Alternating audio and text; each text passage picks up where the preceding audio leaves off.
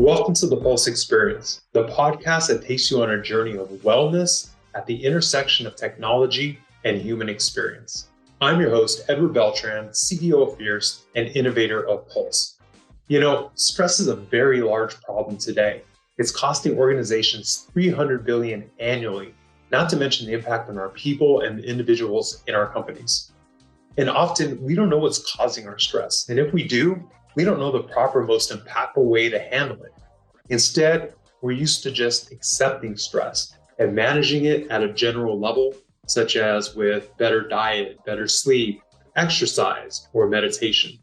But this doesn't get underneath the root issues of our stress or eliminate them. And today, there's so much that's required of us at both our homes and the workplace that we don't always have the tools to be able to be self-aware and tackle these stressors. However, our bodies, they don't lie. They tell us constantly what's happening. They're responding to our environments, and it's our job to listen. And when we handle these challenges and take them head on, they drive positive results in both our personal and our professional lives. Pulse is our proprietary app that integrates with wearable devices and infuses cutting-edge science to be able to show you who you're with and where you're at when you're experiencing stress by the hour.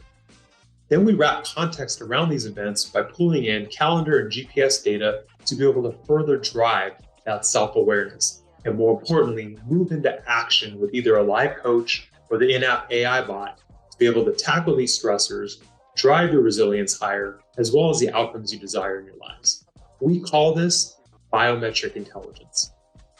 Our certified coaches walk into every coaching session with these same biometric data and insights to be able to help you identify the themes that are going to have the most impact on your lives and tackle those toughest challenges.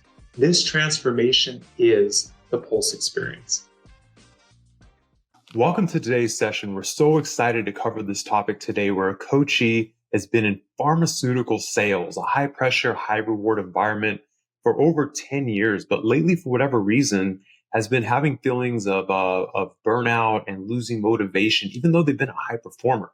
We're joined today by Kari Loken, fierce master facilitator, as well as certified Pulse coach, and definitely one of my favorite people. Kari, welcome. Thank you, Ed. I'm honored and excited to be here today. So let's dive into this, Kari. Tell us a little bit about your Coachee.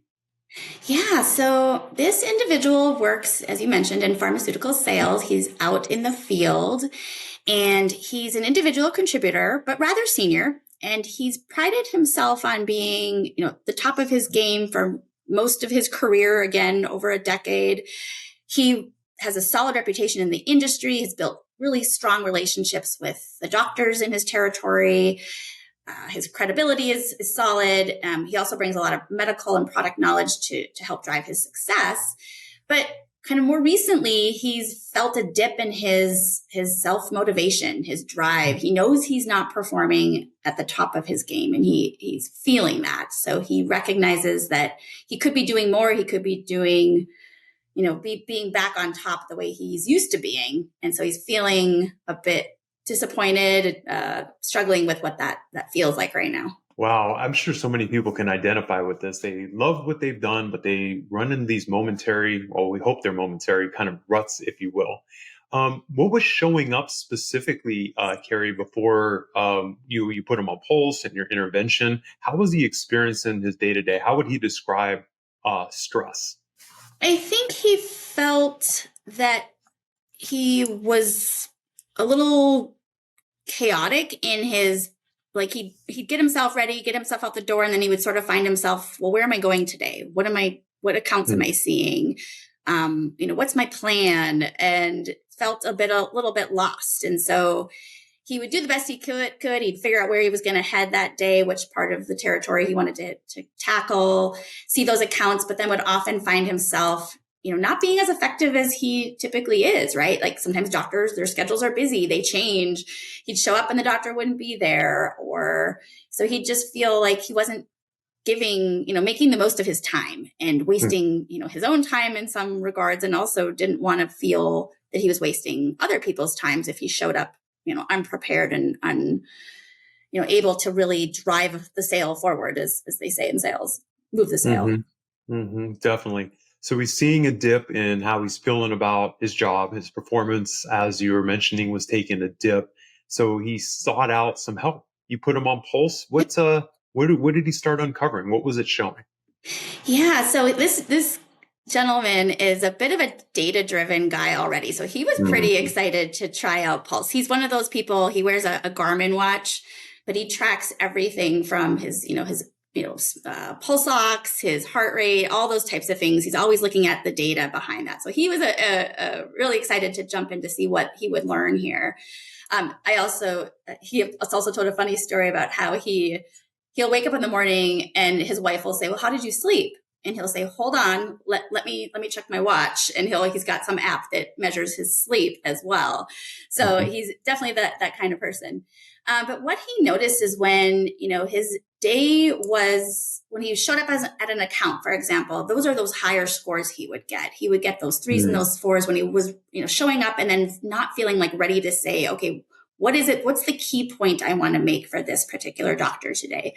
And so I think those were those moments where the stress showed up for him, those patterns of being unprepared, not feeling that he's got enough structure to his day, that he's able to plan better and make the most of the time, both his time and those of his customers, his clients, his doctors. Wow, that's so interesting. So he's a data-driven person, right? So he has some type of rigor or structure in general. He's been doing the job for over 10 years, as you mentioned, but for whatever reason, now that he's showing up to accounts, his stress is skyrocketing. Presumably, Carrie, scoring fours, which is the higher end of our scoring. And so that's just really, really fascinating. And then you're able to, underneath the self-awareness, undercover lack of structure. Tell us more about that. That's so intriguing.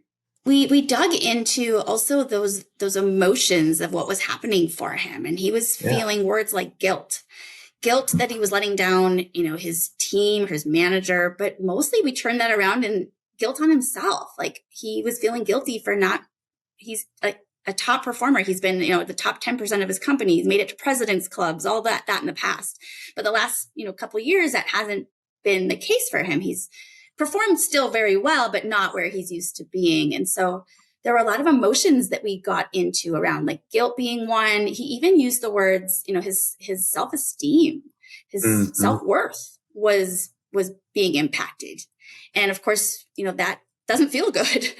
And so Yeah. he was feeling anxiety, lots of anxiety over, I know I can do better and I'm not at the top of my game. Wow, that's so intriguing. Yeah, those feelings could be very strong. So smartly of him, he reaches out to an excellent coach like you, Carrie, to help him get unstuck. So let's talk about that process. Tell us about the coaching session. What happened? Yeah, so we talked a lot about, what are the current implications for him. And he recognized that he wasn't doing as well as he could be doing. He knew that he had more in him and that he wanted to get to this place of being back on the top of his game. So we talked about what that looked like and what were those emotions tied to that current situation. But then we jumped into, okay, in the future, if this continues, if 6 months down the road we talk again and nothing's changed, well, where are you then? What is showing up for you there? How do you feel at that juncture? And I think he used the word fear. That brought some fear for him. He recognized that, oh my gosh, my career's on the line. Like this reputation that I've built in the industry, the trajectory that I have planned for myself is not going to go the way I'm hoping if I don't do something. And so tapping into that emotion of fear, recognizing that, that was a motivator. We know, at Fierce that emotions drive behavior. So really Mhm. tapping into some of those painful, in some ways, emotions. And he's a pretty self-aware guy. So he didn't hesitate to say those words and talk about the true feelings that were coming up for him.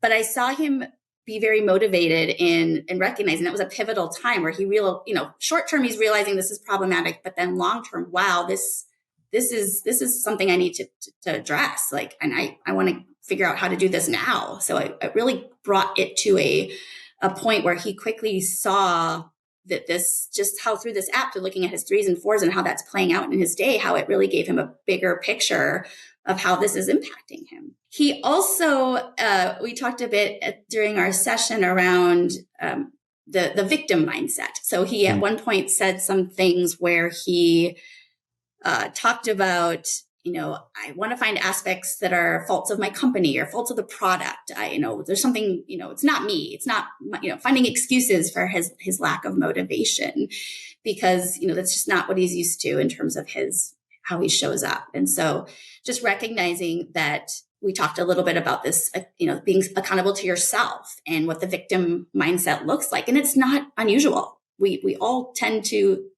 go there at points in our lives. There's a lot of things that happen to us that we don't control. And so it's digging ourselves out of that to recognize, well, where do I have control? What part of this is in my wheelhouse? What is it that I have agency over? Where do I have control? And so, instead of this, idea of, if other people change, if the product was different, if the pharmacies fulfilled prescriptions in the right way, if the doctors were more clear with their schedules, whatever it was, not blaming the others, but really recognizing I have some responsibility here. I have some stake in this. And I have, obviously I have stake in this, but I have some things I can do that aren't even that difficult to put into place pretty quickly. So Kari, it's so interesting, right? We talk about self-esteem, and all of us can identify with this around when the results don't come through, us having this feeling that it's impacting us personally, even though there's so many factors that contribute to what success is, especially as a salesperson, right? And then being able to stay away from going into victim mode. I mean, it's just human nature. I want to double click on that just because so many people can identify with that, Kari.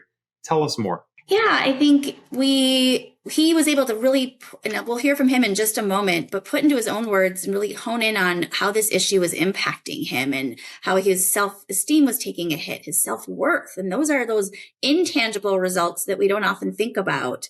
We think about, when we're successful and we get those results, it's the numbers, it's the money, it's the recognition, but there's those intangibles. I guess recognition could be an intangible, but there's those intangibles of who am I as a person? Mm-hmm. So let's hear a little bit from him about what he identified, using our app and recognizing what was coming up for him. And so let's turn our attention to his words. I've struggled to find my career challenging in ways. Aspects of it are no longer as rewarding as they were.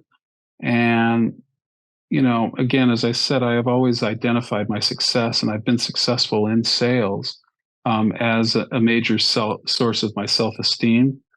Mm-hmm. And when I'm not trying as hard or not as motivated or performing optimally, I definitely see that as directly affecting my level of stress, and my sense of self-worth is not as perhaps strong as it once was. And so I think that all ties into lacking motivation, feeling a little torn between maintaining a top sales track record as I have in the past and versus just getting by, and if that makes sense.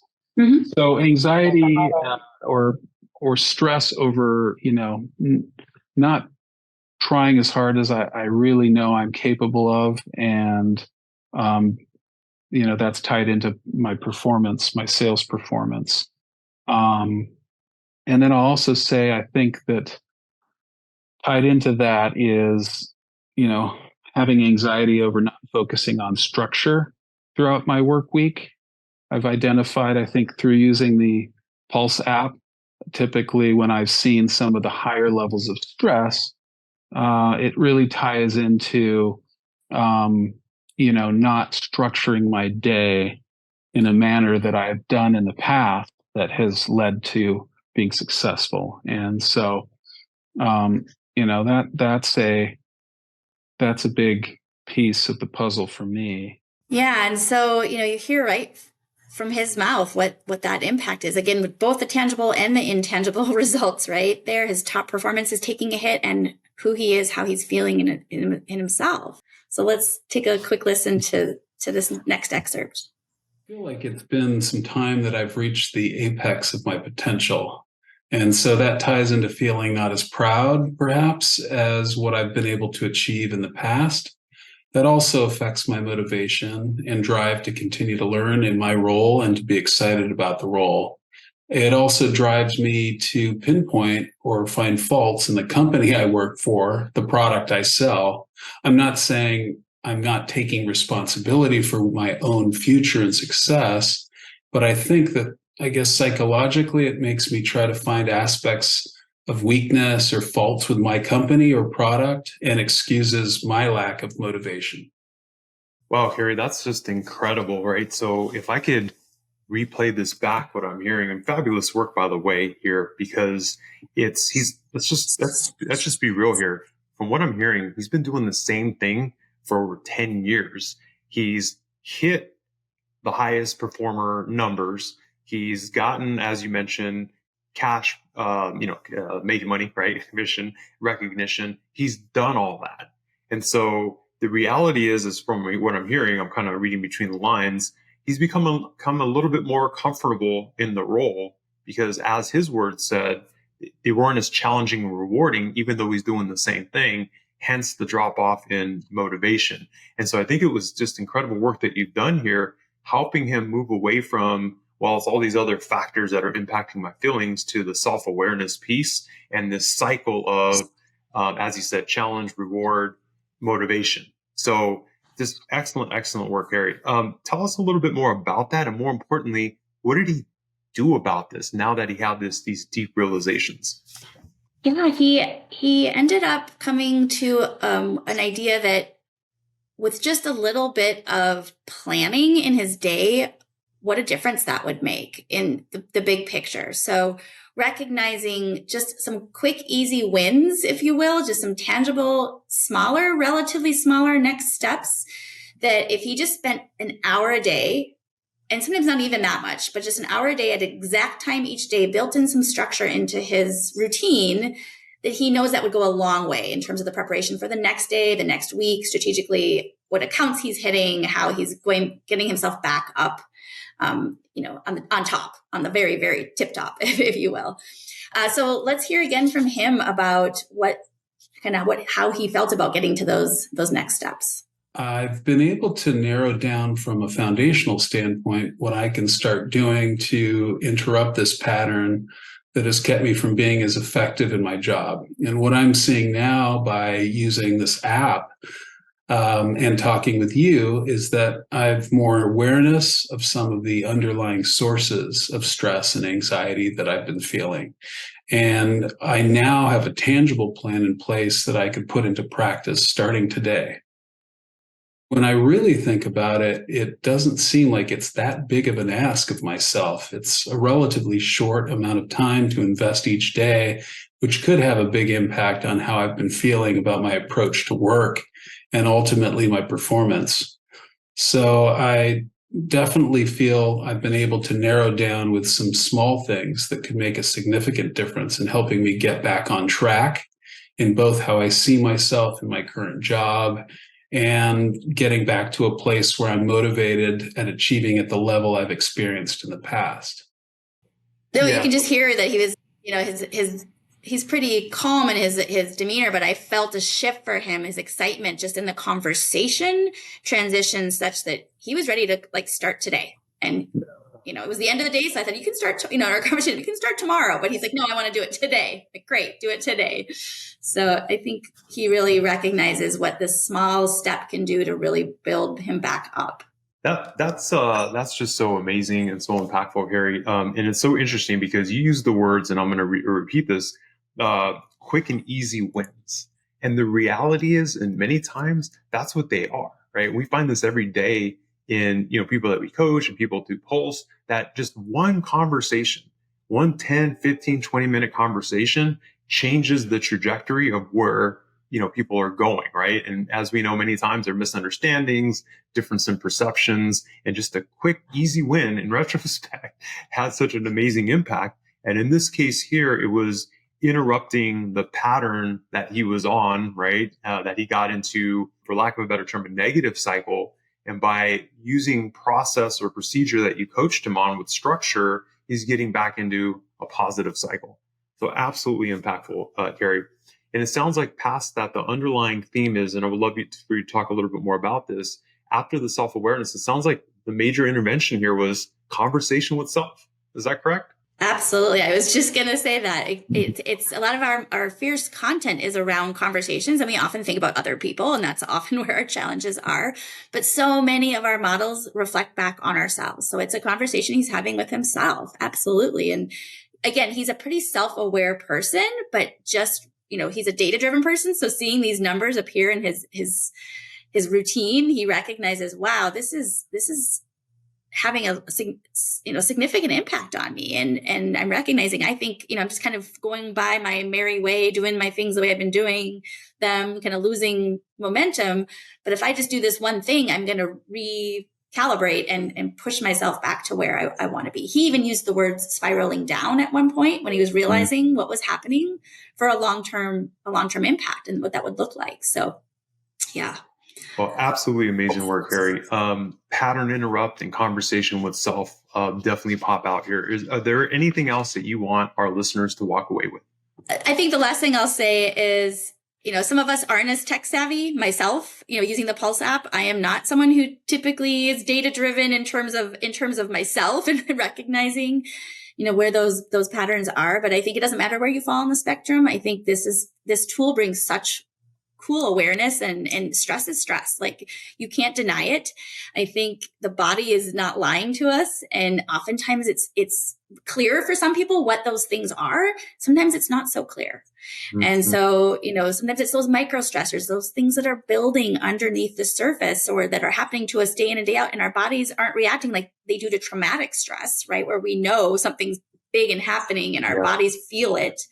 But those micro stressors also have a strong impact and can be very costly to us. And so, regardless of whether you're someone who pays attention to this data or not, I think you can get a lot of insight from even just 2 weeks of paying attention to what this looks like. And I know, once you're hooked, I think you're going to want to keep coming back to figure out, how do I get these stress numbers back down? Well said, Kari. I think you hit it on the head, which is that's exactly what we wanted to design. Is not everyone loves data, right?